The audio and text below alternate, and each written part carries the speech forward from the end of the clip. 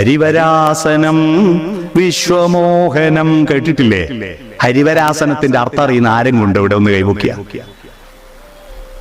എന്താ ഈ ഹരിവരാസനം? ഒരാൾക്കും അറിയില്ല. അതാ പറഞ്ഞേ, നമ്മുടെ കുട്ടികളെ ദൈവവിശ്വാസികളാകുമ്പോൾ ദൈവവിശ്വാസത്തിന്റെ മൂല്യം പഠിപ്പിക്കും. ആ മൂല്യത്തിലെത്തിയ പിന്നെ എല്ലാ മതത്തോടും എല്ലാ മനുഷ്യരോടും ഇഷ്ടാ വരിക.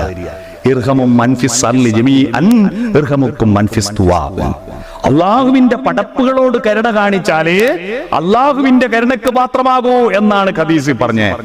യജ്ഞശിഷ്ടാശിന സന്തോ മുച്യന്തേ സർവകിൽപിഷൈ ഭുഞ്ജതേ തുകം പാപാത് യേ പചന്ത്യാത്മകാരണാത്.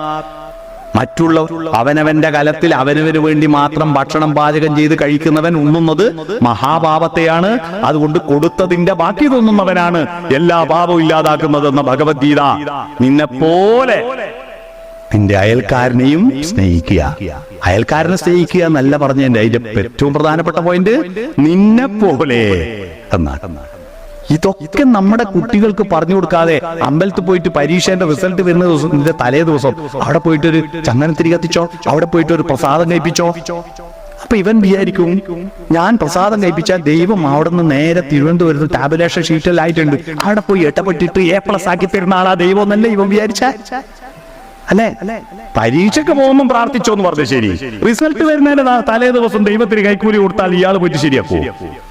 ദൈവവിശ്വാസം എന്ന് പറഞ്ഞാൽ ഇങ്ങനെ ചില സൂത്രപ്പണികൾ ചെയ്യുന്ന ആളാണ് ദൈവമെന്ന് തെറ്റിദ്ധരിപ്പിച്ചു.